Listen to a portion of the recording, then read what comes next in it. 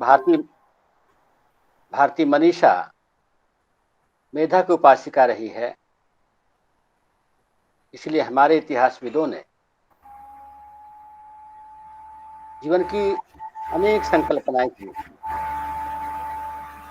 एक बड़ा फलक दिया है हमको। अखिल भारतीय इतिहास संकलन योजना नाम की एक बड़ी अंतर्राष्ट्रीय संस्था से जुड़कर देश विदेश में अनेक संस्थाएं आगे कार्य कर रही हैं। उससे संबद्ध भारतीय इतिहास संकलन समिति महाराष्ट्र की इकाई आज पुनः अपने अनेक कार्यक्रमों की श्रृंखला में भारतीय स्वतंत्रता अमृत महोत्सव, आजादी का अमृत महोत्सव व्याख्यान मालक चौथे पुष्प में एक फलक लेकर के उपस्थित हुई है। इस फलक जुड़े हुए सभी हमारे इतिहासविदों, इतिहास के जिज्ञासुओं, विद्वान आचार्यों और इतिहास की खोज में लगे हुए सभी बंधुओं भगिनी को मैं नमस्कार करता हूं। आज का विषय सीधा एक बड़ी पृष्ठभूमि का है। जिस संगठन से हम जुड़े हुए हैं, जिस संस्था के माध्यम से हम देश भर में सारा काम कर रहे हैं, जिसकी अलख लेकर के देश के बाहर संपूर्ण दक्षिण पूर्व एशिया और एशिया के देशों में हमने कार्य का विस्तार किया है। इतिहास लेखन की दिशा में एक वैश्विक जागरण के भाव को लेकर के हम आगे बढ़े। उसी महत्वपूर्ण संस्था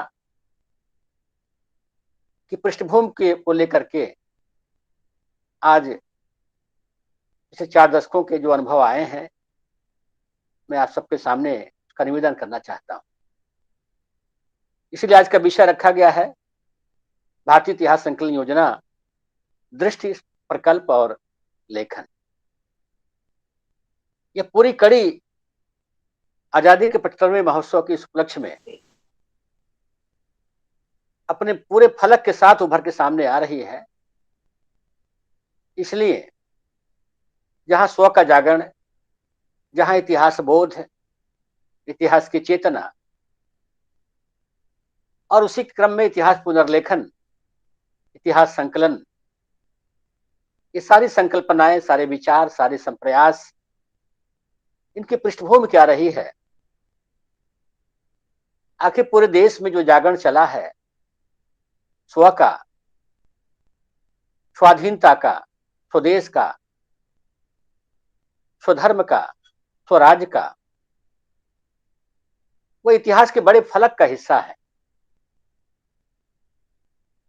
अखिल भारतीय इतिहास संकलन योजना और उससे संबद्ध देश की 42 प्रांतों की समितियों के माध्यम से ये जागरण कार्य हो रहा है, लेखन कार्य हो रहा है। हम सबको मालूम है कि हमने एक इतिहास पुरुष की संकल्पना की है अपने स्वबोध के लिए, अपने इतिहास लेखन के उस मानबिंदु को अक्षुण्ण बनाए रखने के लिए। और हम सबके मुखारबिंद से हमेशा निकलता है इतिहास कुशा भाषा सुकरास्यो महोदरः अक्षसूत्रम घटम बिभ्रत पंकजाभरणान्वितः। हमारा इतिहास दीर्घकालिक है। इतिहास की जो पाश्चात्य अवधारणा आई है विगत 200-250 वर्षों में, जिसने हमारे सामने एक भ्रम की स्थिति पैदा की है,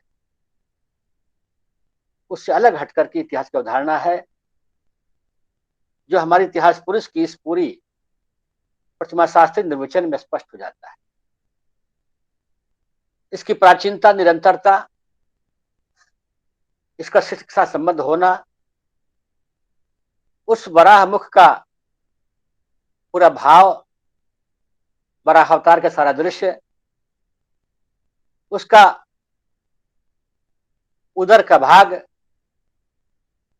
जो अनंत काल तक की कालगणना को समेटे हुए है, उसके हाथ का अक्षर सूत्र जो कालगणना की प्रत्येक कड़ी को गिन रहा है, और एक हाथ में उसका अमृत कलश जो इतिहास के उस उद्देश्य की ओर इंगित कर रहा है कि इतिहास तो अमृत की धारा है, इतिहास तो अमृत प्रदान करता है। और ऐसा इतिहास पुरुष जो सब प्रकार से कमल से सुसज्जित है, वह जो विकास, संस्कृति, आनंद, सुख सबका प्रतीक है। ऐसे इतिहास पुरुष को साथ में लेकर इतिहास संकलन योजना ने अपना कार्य आगे बढ़ाया है, लेकिन लक्ष्य रखा है, सूत्र रखा है आचार्य मलिनाथ का, वह सूत्र कि ना मूलम लिखते किंचित। इसीलिए यह इतिहास संकलन है, क्योंकि जब तक संकलन प्रामाणिक नहीं होगा और यह क्रम लंबा चलता है, यह अल्पकालिक लक्ष्य नहीं है। इतिहास के गर्भ में अनगिनत ऐसी लोक में विद्यमान साक्ष्य हैं, तथ्य हैं, जो हमें संकलित करना पड़ता है, चाहे रीति रिवाज हो, चाहे परंपरा हो, चाहे संस्कृति हो, चाहे पुरातात्विक अभिलेखी साक्ष्य हो। जीवन के सारे आयामों में हमें उन्हें देखना पड़ता है। इस बड़ी पृष्ठभूमि के साथ हम जब इतिहास संकलन की बात करते हैं तो हम स्मरण करते हैं अपने उन प्रेरणा पुरुषों का, जिनके माध्यम से आज ये संगठन एक विराट रूप में खड़ा है। सबसे पहले नमन करता हूं मैं श्रद्धेय स्मृति शेष उमाकांत केशव आप्टे जी का, जो राष्ट्रीय स्वयं संघ के प्रथम प्रचारक ही नहीं, प्रचारक प्रमुख भी रहे। और इस तरह से उन्होंने अपने प्रवासी जीवन में जो अनुभव किया था, 2003 में जन्म, 1903 में जन्म और 1972 में उनका अवसान हमारे बीच में हुआ।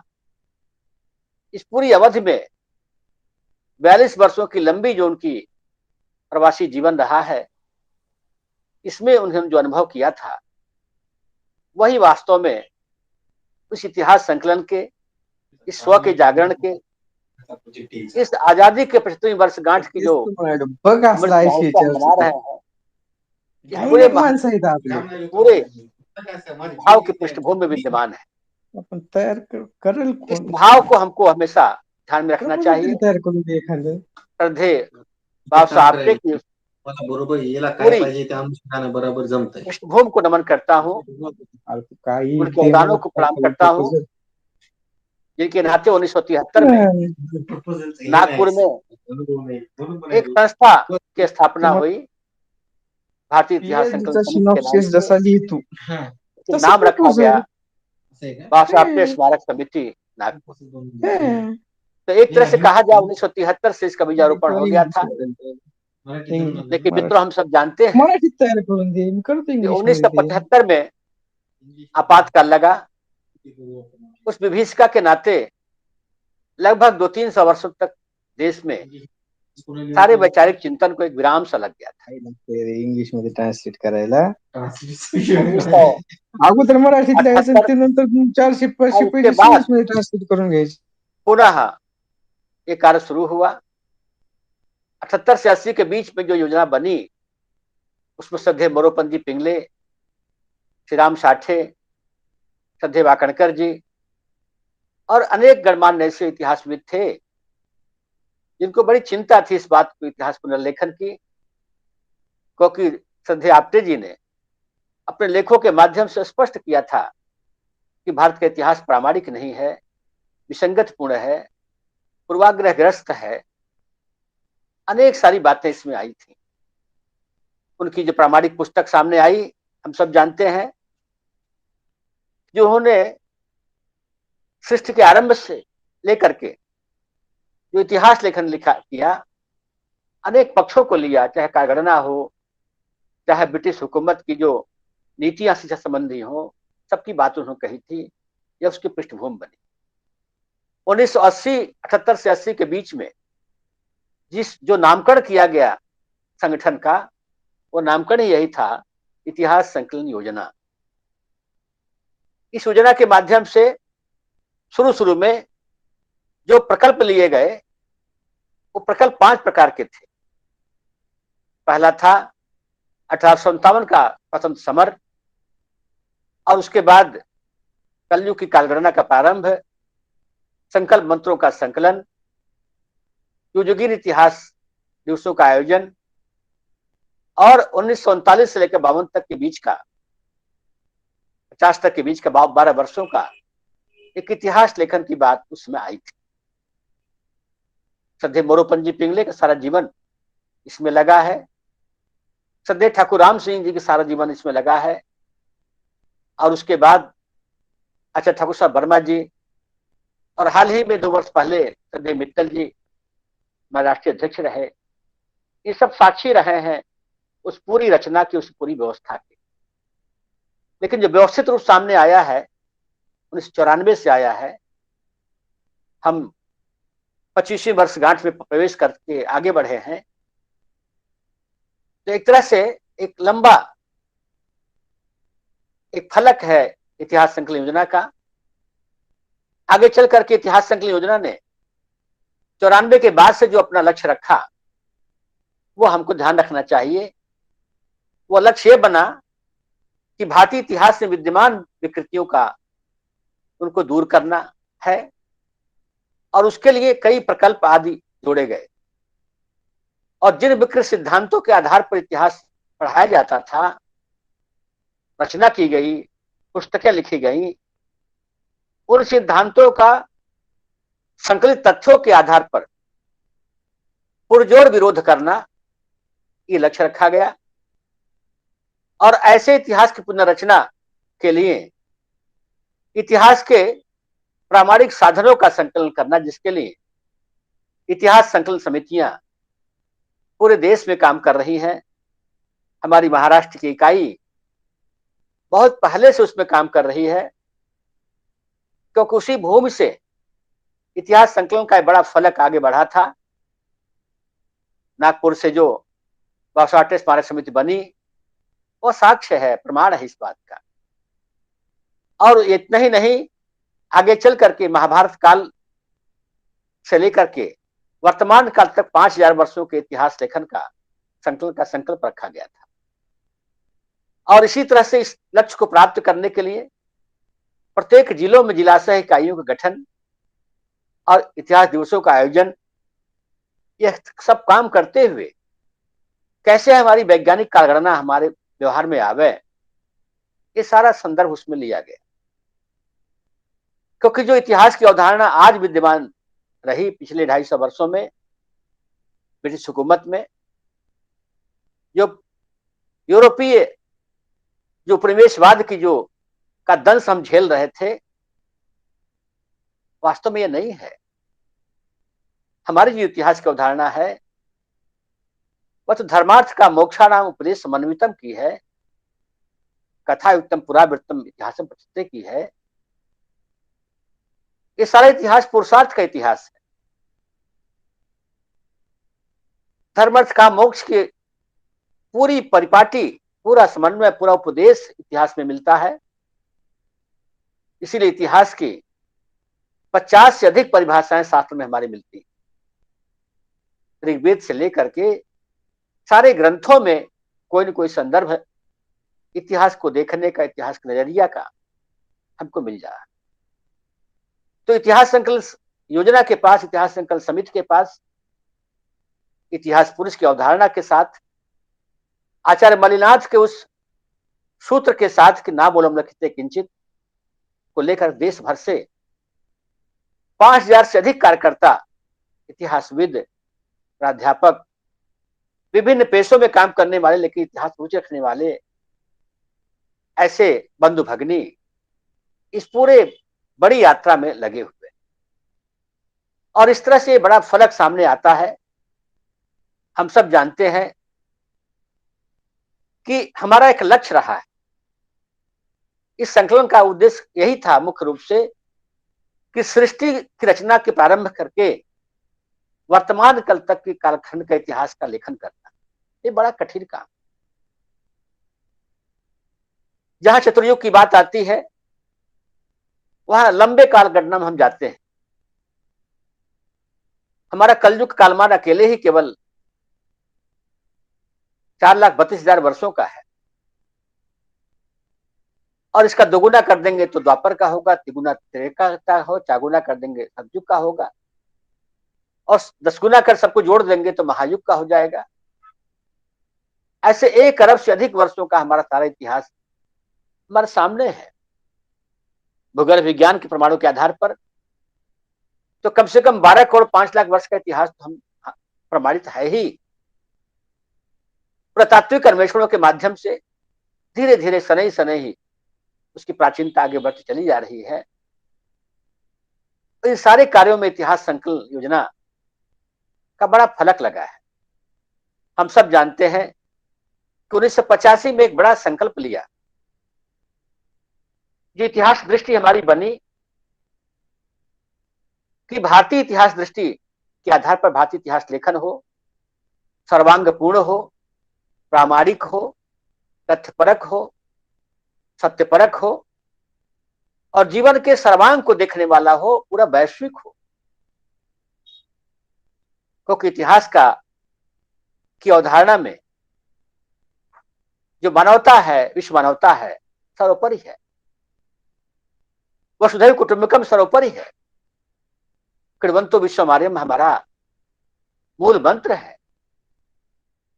इस इतिहास के फलक के साथ इतिहास संकलन योजना ने जो अपना कार्य प्रारंभ किया, 1985 में सरस्वती नदी खोज का आरंभ हुआ। आप सब जानते हैं कितनी बड़े दल ने पूरे महीने भर आदि बद्री से लेकर के गुजरात के समुद्र में मिलने तक के सरस्वती का सारा सर्वे किया। किसी को विश्वास नहीं था। देश दुनिया के तमाम सारे विश्वविद्यालय संस्थान हैं, लेकिन किसी की हिम्मत नहीं थी, किसी की सोच नहीं थी कि वो ऐसी लुप्त नदी का पता लगा देगा जिसकी वेदों में इतनी चर्चा है। लेकिन इतिहास संकलन योजना ने, श्रद्धेय मोरोपंत पिंगले जी के दल ने, श्रद्धेय विष्णुश्रीधर वाकणकर जी के दल ने देश के सारे पुराविदों को जोड़ा, चाहे भूगोल विज्ञानी हो, चाहे कालगणना के लोग हो, खगोलविद हो, इतिहासकार हो, किसी विधा के जानने वाले हो, सभी इसमें जुड़े हैं। और जुड़ने के बाद परिणाम में रहा है कि आज सरस्वती प्रवाहित है। 1991 से लेकर के 2018 तक अगर हम इतिहास देखें, 11 बड़े महाधिवेशनों के माध्यम से हमने इतिहास की सारी गुत्थियों को सुलझाने का प्रयास किया है। इतिहास संकलन योजना ने 2006 में कुरुक्षेत्र में उस सरस्वती के क्षेत्र में जाकर के इतिहास संकलन योजना ने जो अपना राष्ट्रीय अधिवेशन किया, इसमें 1200 से अधिक देश के इतिहासकार भूगोल विज्ञानी मौजूद थे। विषय ही रखा था भारतीय संस्कृति की जीवनदायिनी सरस्वती। और सारे देश के और देश के बाहर के सारे भूवैज्ञानिकों ने यह सिद्ध कर दिया सरस्वती प्रवाहित हो रही है। आज भूविज्ञान ही नहीं, सारे तथ्य इस बात को प्रमाणित कर रहे हैं। चेन्नई के आदरणीय एस कल्याण रमन का सारा कार्य, सरस्वती के वो सारे 8 खंड दुनिया के सामने इंटरनेट पर है, कोई कहीं देख सकता है। 10,000 से अधिक फाइलें हैं उस पर। आज सरस्वती जो लुप्त थी प्रवहमान है। इस सरस्वती के उद्गम का पता लगाने का इतिहास का फलक बड़ा रोचक है।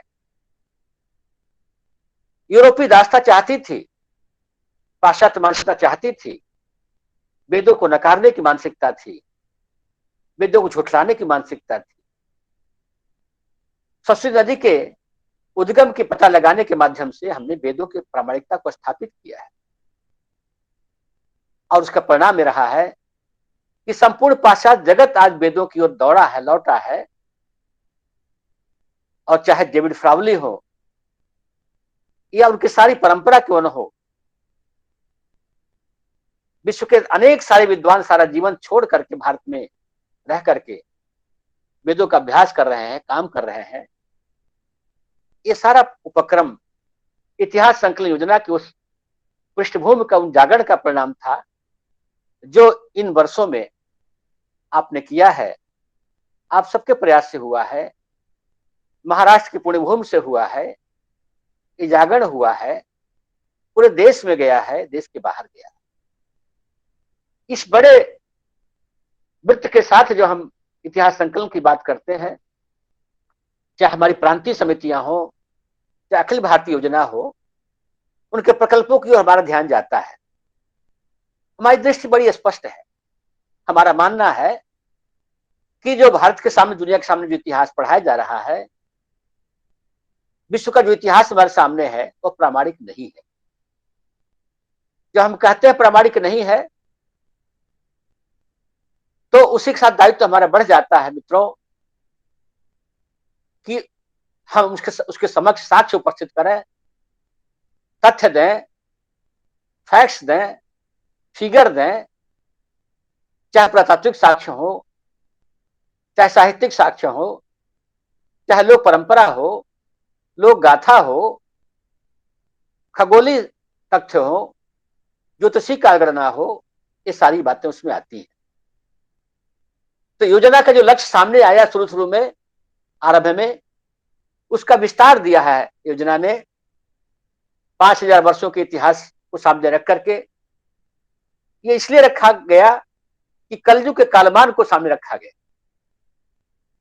कि फ्रॉम नोन टू अननोन, ज्ञात से अज्ञात क्यों चला जाए, क्योंकि अभी कलयुग का जो कालमान है 5123 वर्षों का चल रहा है इस समय।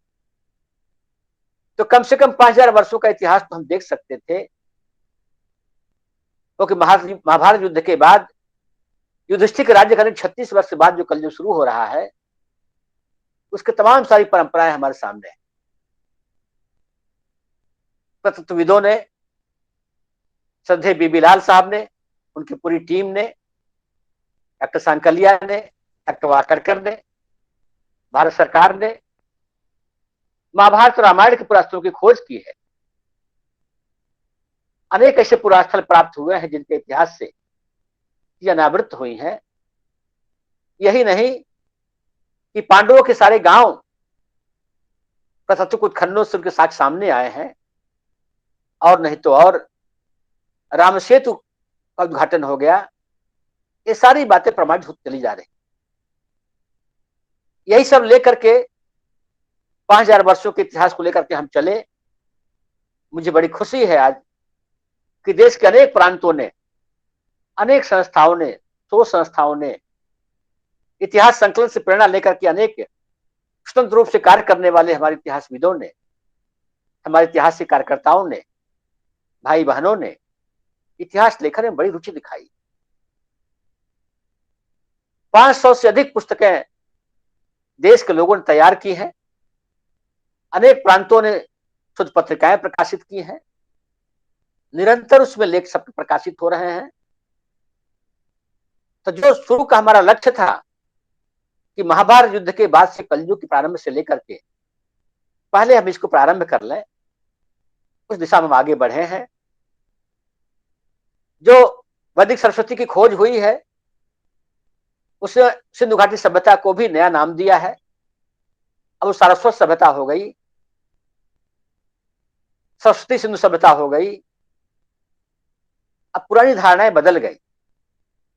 हरियाणा के हमारे सारे मित्र जो इस फलक पर दिखाई दे रहे हैं, मनमोहन जी दिखाई दे रहे हैं, और अनेक मित्र दिखाई दे रहे हैं, ये सब साक्षी हैं उस बात। नए नामकरण की ओर हम आगे बढ़े हैं। और इतना ही नहीं, तो अनेक हमारे मार्क्सवादी इतिहासकार भी अब उसी नाम को लेकर आगे बढ़ रहे हैं। ये सारी बातें सामने आई हैं। वैदिक सरस्वती खोज का अभियान सारा चला हमारा। महाभारत युद्ध की तिथि पर चला।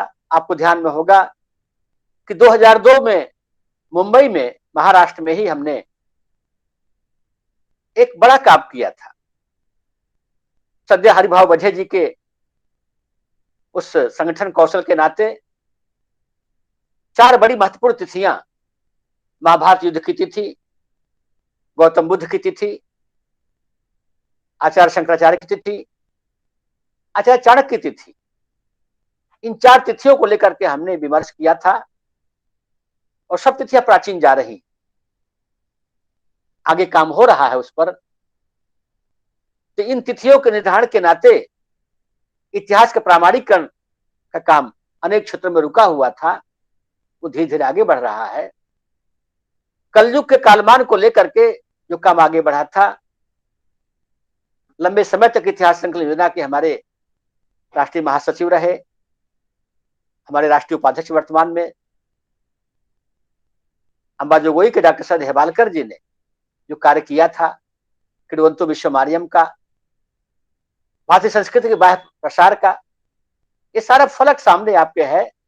इन सारे फलकों ने इतिहास की धारा बदली है और उसका परिणाम में रहा है कि जो तिथियां किसी विश्वविद्यालय संस्थान के अनुसंधान का विषय नहीं थी, आज देश के सारे विश्वविद्यालयों में, शोध संस्थानों में शोधार्थियों के लिए, चाहे भारतीय अनुसंधान परिषद हो, चाहे भारतीय सामाजिक अनुसंधान परिषद हो, चाहे भारतीय दार्शनिक अनुसंधान परिषद हो, चाहे भारतीय सांस्कृतिक अनुसंधान परिषद हो, जितनी सरकारी संस्थाएं हैं, उन सारी संस्थाओं में जो अध्येता हैं, जो शोधकर्ता हैं, उनके सामने आपने बहुत सारे विषय दे दिए हैं। मुझे बड़ी प्रसन्नता हो रही इस बात को कहने में। आज सारा देश की युवा पीढ़ी इतिहास संकलन योजना के साथ, इतिहास संकलन समितियों के साथ दिशा प्राप्त करते हुए, बोध प्राप्त करते हुए, स्व के जागरण के साथ आजादी का अमृत महोत्सव की इस पूरे मस्ती में, धुन में इतिहास लेखन की ओर आगे बढ़ी है। एक बड़ा फलक आपने हमको दिया है। संडो कोटस की बात आई, आचार्य श्री राम साठे जी ने, भाग्यनगर के हमारे हैदराबाद के, उनके सारे कार्यों को आप जानते हैं। इतिहासविद नहीं थे, लेकिन वैज्ञानिक सोच के नाते, इतिहास दृष्टि स्पष्ट होने के नाते उनकी अनेक ऐसी कृतियां सामने आई और हम जब याद कर रहे हैं उनको, तो कल उनका जन्मदिन है। उनको हम नमन करते हैं आप सबके साथ, उनके उन कृतियों को प्रणाम करते हैं, साधक जीवन को प्रणाम करते हैं, जिनके नाते आज इतिहास संकलन योजना का इतना बड़ा फलक सामने आया है। इतने सारे विषय हमको प्राप्त हुए हैं, जिसको सारा देश देख करके आज आगे चल रहा है। अखंड भारत पुस्तक माला की जो बड़ी योजना हमारी थी, वह भी अनेक प्रांतों ने आगे बढ़ाई है। युद्धगिर इतिहास लेखन के काम में हम आगे बढ़े हैं। आप सबको याद है 2006 में माउंट आबू का चिंतन बैठक, उसके पहले 2002 में काशी में सारनाथ में चिंतन बैठक, और 2014 में सरदार कृषि विश्वविद्यालय पालनपुर गुजरात की जो चिंतन बैठक थी। इन चिंतन बैठकों के नाते इतिहास संकलन योजना ने इतिहास संकलन समितियों को, संबद्ध संस्थाओं को एक नई योजना दी है। आप सबको ध्यान में है, आप सब में अनेक लोग मित्रों हमारे उस चिंतन बैठक में रहे हैं, जो 22, 23, 24 अगस्त 2014 को पालनपुर में हुई थी। और हम सबको मालूम है कि उस समय हमने 4 बड़े महत्वपूर्ण विषयों को लक्ष्य सामने रखा था, और वो था इतिहास विद्या। जो फिलॉसफी ऑफ हिस्ट्री है, जो विश्वविद्यालय में पढ़ाई जाती है, वास्तव में पाश्चात्य दृष्टि ज्यादा उसमें है। हमारी तो विधा जो है इतिहास विद्या की विधा है, वह जो दृष्टि है वह हमारे सामने जब रहेगी, तो इतिहास धर्मार्थ का मोक्षाराम के लक्ष्य को प्राप्त कर सकता है, संपूर्ण जगत को कुछ देने में सामर्थ्य दे सकता है, ऐसा हमको विश्वास है। फिर हमने रखा था, जिसको भुला दिया गया था, लेकिन मैं याद करूंगा यहां पर श्रद्धेय एफी पार्जिटर को, जिसने एंशियंट हिस्टोरिकल ट्रेडिशन में और डायनेस्टिक हिस्ट्री ऑफ कलिजिंग में पुराणों के आधार पर जो वंशावलियां हमको दी, हमारी आंख खोल दिया। जो पुराण पुरुष की अवधारणा हमारी है, जैसे इतिहास पुरुष की है, उन सारे फलकों को हम लेकर हम आगे बढ़े हैं। क्योंकि सृष्टि का इतिहास अगर हमको लिखना है, उसके साक्ष्य अगर हमको चाहिए, तो पुराणों में ही सुरक्षित है। क्योंकि पुराणों के जो 5 लक्षण हैं, वो इतिहास संकलन के उद्देश्यों के साथ संबद्ध है। सर्गश्च प्रतिसर्गश्च वंशम मनमंत्राणि च वंशानुचरितम चैव पुराणम पंचलक्षण। जो सर्ग है सृष्टि है, प्रतिसर्ग है पुनर्सृष्टि है, वंश है मनवंतर है, 14 मनवंतरों का सारा इतिहास है, मनुयुगों का इतिहास है। ये जो करोड़ों अरबों वर्षों का हमारा इतिहास बनता है, इसकी सारी कालगणना हमारे शास्त्रों में है। कैसे हमने भुला दिया इसको? इसके पीछे जो यूरोपीय मानसिकता थी, पाश्चात्य मानसिकता थी, उसका बड़ा प्रभाव था। मैं यहां केवल दृष्टांत दूंगा आपको कि ईस्ट इंडिया कंपनी की स्थापना के साथ ही 1772 में चार्ल्स ग्रांट ने इस देश के इतिहास के साथ एक खिलवाड़ किया। उसने अपने ऑब्जर्वेशन में, अवलोकन में, हिंदुस्तान की एक तस्वीर सामने रखी, जो ब्रिटिश बौद्धिकता थी उसके सामने रखी। और वही समय था जब मित्रों कि हमारा जो इतिहास था वह हिस्ट्री हो गया, जो हमारी संस्कृत थी वो कल्चर हो गई, हमारी परंपरा जो सिस्टम के लिए जाती थी वो ट्रेडिशन हो गई। और नहीं तो और हमारा भारत, हिंदुस्तान, इंडिया हो गया।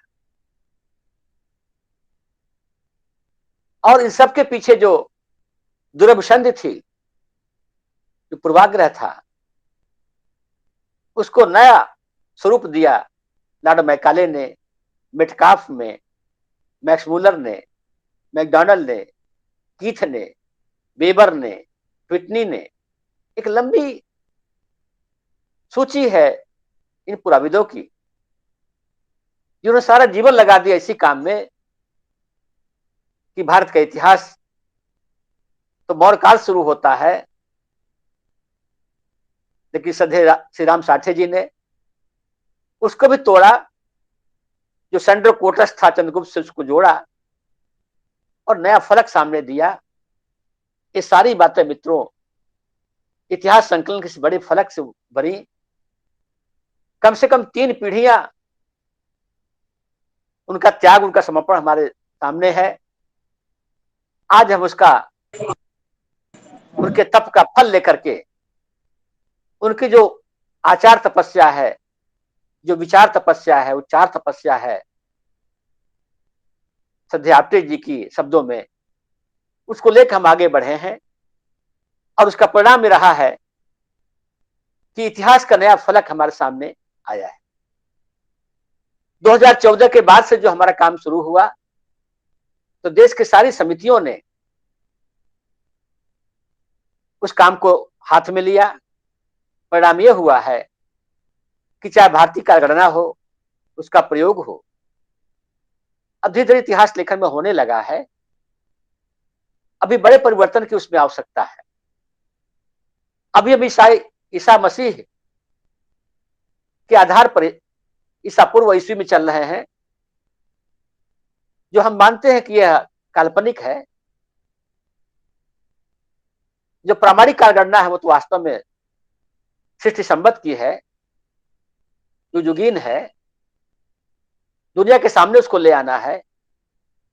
पूरा विश्व प्रतीक्षा कर रहा है कि हे भारतीयों, उत्तिष्ठत जागृत, प्राप्य बड़ा निबोधत।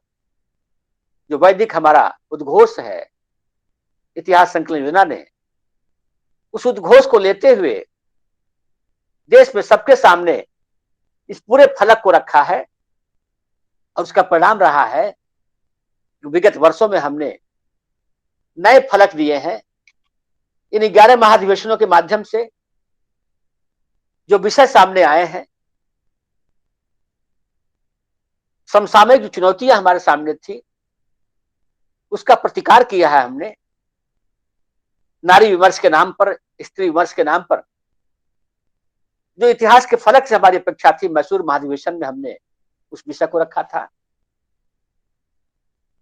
भारतीय संस्कृति में नारी का हमने बड़ा फलक दिया था। गुवाहाटी के महाधिवेशन में हमने जो नया फलक दिया, शायद दुनिया के इतिहासकार उस बात को सोच नहीं सकते थे। पुरुषार्थ चतुष्ट को हमने उठाया था, जो इतिहास के उदाहरण है हमारे सामने विद्यमान, उसकी प्रोसीडिंग प्रक्रिया में है। इस तरह से आगे चल करके देश में सभी भागों में जो जागरण हुआ है, उसके कई परिणाम हमारे सामने आए हैं। हमने जो प्रकल्प लिया था, बहुत दीर्घकालिक प्रकल्प है। सरस्वती नदी के खोज के बाद वो काम पूरा नहीं होता है, बल्कि नदी घाटियों की सारी संस्कृतियों का पता लगाने के लिए विभिन्न क्षेत्रों में काम हो रहा है, सर्वेक्षण हो रहे हैं। जो संस्कृतियां हैं हमारी, जो दबी पड़ी है, उनका उद्घाटन हो रहा है।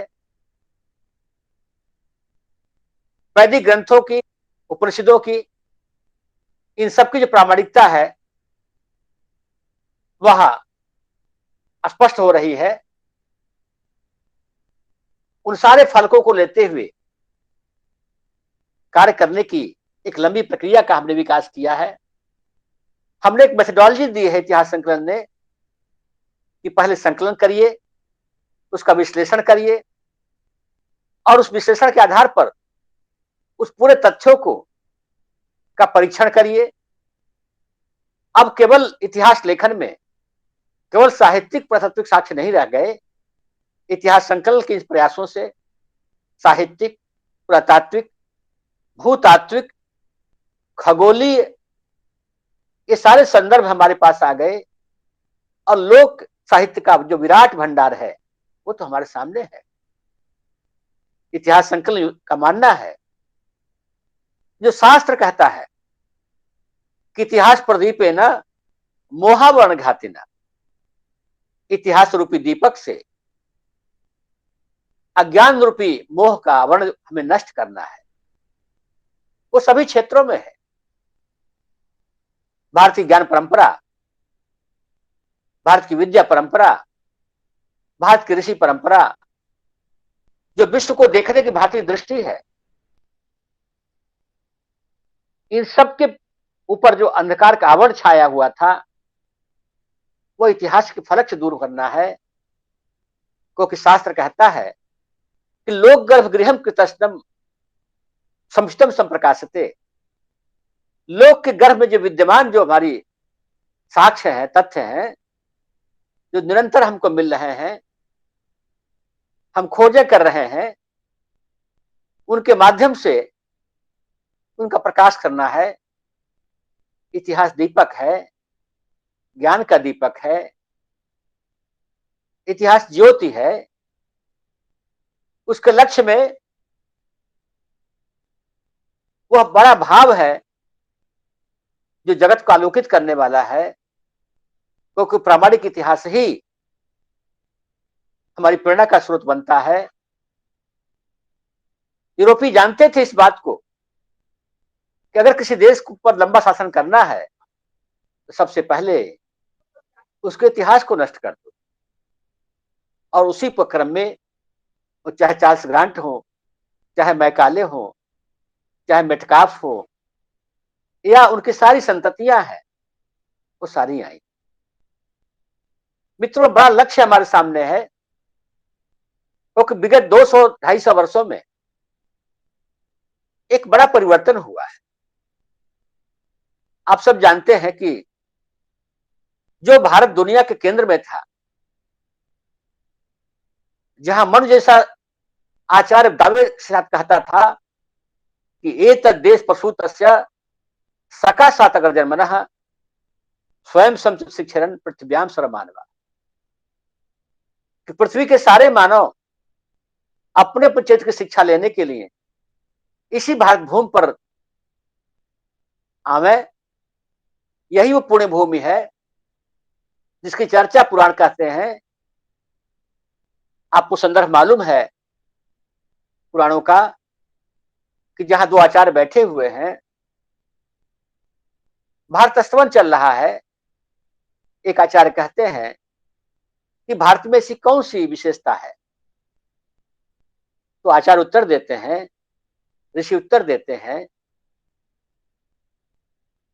कि अद्यापि भारतम श्रेष्ठम जम्बूद्वीपे महामुने। हे महामुनि, आज भी जम्बूद्वीप में भारत ही श्रेष्ठ है। तो पूछते हैं ऐसी कौन सी बात है भारत में, तो कहते हैं यतो ही कर्म भूमि रियम अन्नो ही भोग भूमि है, क्योंकि पूरे विश्व में यही कर्म भूमि है और सारी भोग भूमियां हैं। इतिहास संकलन योजना ने श्रद्धेय बाबा साहब आपटे के इस पूरे दृष्टिकोण को उठाया, श्रद्धेय मोरोपंत पिंगले जी के, श्रद्धेय हरिभाऊ वाकणकर जी के अनुसंधानों को उठाया, उनके बड़े भाई लक्ष्मण सिद्धार्थ वाकणकर जी के गणेश विद्या को उठाया, जहां पूरी कालगणना आती है, सारी विधा उसमें शामिल है, उनको उठाया और दुनिया के सामने हम भारतीय इतिहासविदों के लिए, इतिहास के अध्येताओं के लिए, इतिहास के आने वाली पीढ़ियों के लिए एक पाथेय सामने रखा। और इस पूरे पाथेय के साथ इधर हाल के वर्षों में आप देखेंगे हमने कई महत्वपूर्ण लेखन किए हैं। सबका संदर्भ यहां अपेक्षित नहीं है, क्योंकि आप सभी इतिहास संकलन समिति के आधिकारिक विद्वान हैं, आचार्य हैं, अध्येता हैं। आप सब परिचित हैं उससे। वो सारी चीजें, सारे प्रकाशन दुनिया के सामने आज भी एक नए फलक को लेकर के खोलने के तैयार है। श्रद्धेय ठाकुर प्रसाद वर्मा जी की, श्रद्धेय सत्यचंद्र मित्तल जी की सारी कृतियां देखेंगे आप, श्रद्धेय श्री राम साथी जी की कृतियां देखेंगे आप, देश के सारे प्रकाशनों को देखेंगे आप, आचार्य शिवाजी सिंह की पुस्तकों को देखेंगे आप, तो नया फलक सामने आएगा। हमने देश के सारी परिस्थितियों के साथ सारे आयामों में काम किया है, चाहे वो सामाजिक हो, आर्थिक हो, सांस्कृतिक हो, जीवन के सारे फलकों पर हमने काम किया है, सबके प्रकाशन हुए हैं, सारी विकृतियों के शब्द खोल के सामने रखा है, ताकि इतिहासकार उसको देखें और उसको देख करके उन विकृतियों को दूर करने के लिए आगे बढ़े, क्योंकि साक्ष्य शास्त्र में विद्यमान है। चाहे प्राचीन भारतीय शास्त्र हो, चाहे मध्ययुगीन हमारे अरबी फारसी के स्रोत हो, आधुनिक काल के हमारे चारे आर्काइवल मटेरियल हो, चाहे ब्रिटिश आर्काइव में हो, चाहे भारतीय आर्काइव में हो। अभी आपने देखा नेताजी सुभाष चंद्र बोस के सारे फाइलों को हमें पढ़ने का मौका मिला। इतना ही नहीं, एनआईए के सारी फाइलें हमने देखी, स्वतंत्र वीर सावरकर के सारी फाइलों को हमने देखा। देश ने बड़े गर्व के साथ आधुनिक भारतीय इतिहास के इन सारे फलकों को, सारी बेड़ियों को काटा है, और जिन जिन लोगों ने सर्वस्व अर्पित कर दिया, श्रद्धेय सतीश चंद्र मित्तल जी की और हमारे उत्तर क्षेत्र के हमारे संगठन मंत्री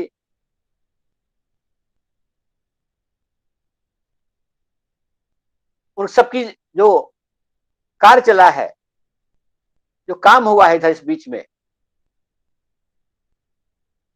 उन सारे कार्यों को देखेंगे आप तो नया फलक सामने आएगा। अभी हाल ही में जो जलियांवाला बाग कांड को माननीय प्रधानमंत्री जी ने जो बड़े धरोहर के रूप में खोला है, वो इतिहास संकलन योजना की ही कार्यों का परिणाम। ऐसे अनेक उदाहरण हैं जो उपेक्षित पड़े हुए थे और उनको हमने दिया है। हमारे अनेक इतिहासकारों ने लेखनी उठाई है, उस पर कार्य किया है और उस कार्य का परिणाम रहा है कि आज दुनिया के सामने, सरकारों के सामने भी, चाहे गोरक्ष प्रांत द्वारा जो चौरी चौरा का पर जो कार्य हुआ, तो आज उत्तर प्रदेश सरकार ने उसको बड़ा स्वरूप दिया।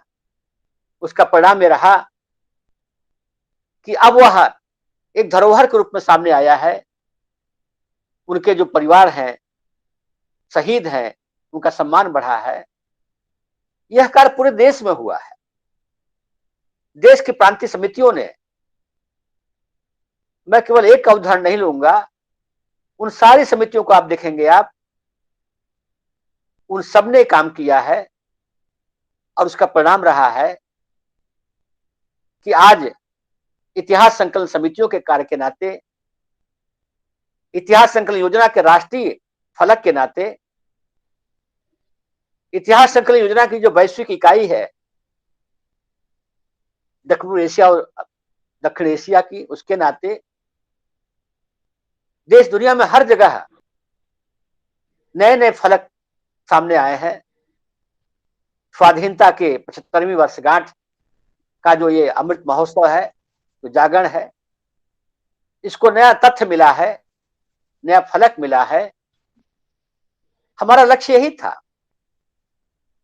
कि आज हम प्रत्येक जिले में जो साक्ष्य हैं, प्रमाण हैं, आज हमारे देश में संपूर्ण जिलों में हमारे कार्यकर्ता हैं, चाहे वो महाविद्यालयों के शिक्षक हैं, शोधार्थी हैं, विश्वविद्यालयों के आचार्य हैं, विश्वविद्यालय समितियां हैं, जिला समितियां हैं, उन सबके नाते जो इतिहास दिवसों का आयोजन हमारा हुआ है, यही वो साक्ष्य है जिसके नाते भारत सरकार को भी या देश को भी जो तमाम सारे प्रमाण हमको प्राप्त हो रहे हैं, प्रकाशित हुए हैं, वह सब आप सबके संकलन क्षमता के नाते हुआ है।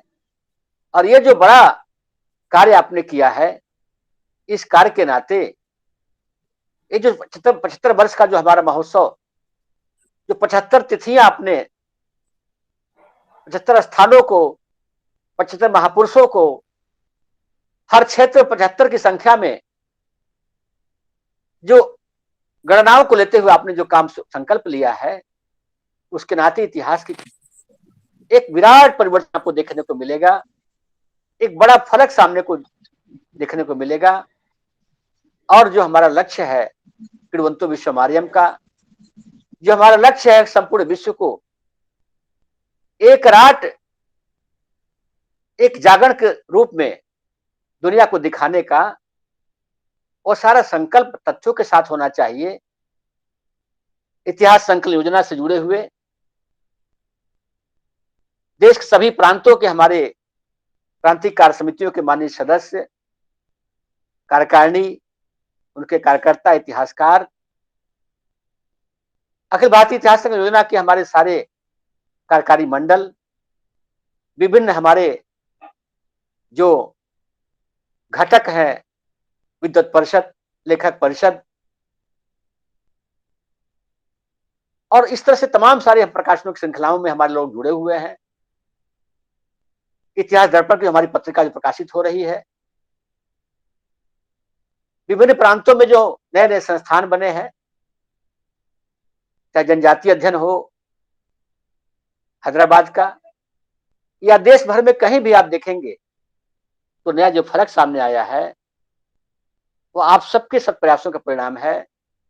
इसलिए हमारा विश्वास है वह दिन दूर नहीं है जब इतिहास की मूल अवधारणा को हम चरितार्थ करेंगे। अमृत महोत्सव के इस पावन पर्व पर 75 की गणना को लेते हुए इतिहास पुरुष के सामने हम संकल्प लेते हैं कि अपने सारे जीवन में हम इसको लक्ष्य के रूप में लेते हुए आगे बढ़ेंगे और इस अमृत महोत्सव के माध्यम से आजादी के इसलिए संघर्ष करने वाले हुतात्माओं को नमन करेंगे, इतिहास का लेखन करेंगे, प्रामाणिक करेंगे, क्योंकि इतिहास सत्य होता है, सत्य ही इतिहास है और सत्य ही ईश्वर है। इसलिए इतिहास में देवत्व है, ईश्वरत्व है, अमरत्व है। आप सबने हमें सुना, समय दिया, इसके लिए मैं आप सबका आभारी हूं। जय भारत, जय हिंद, जय इतिहास पुरुष। धन्यवाद सर, आपने बहुत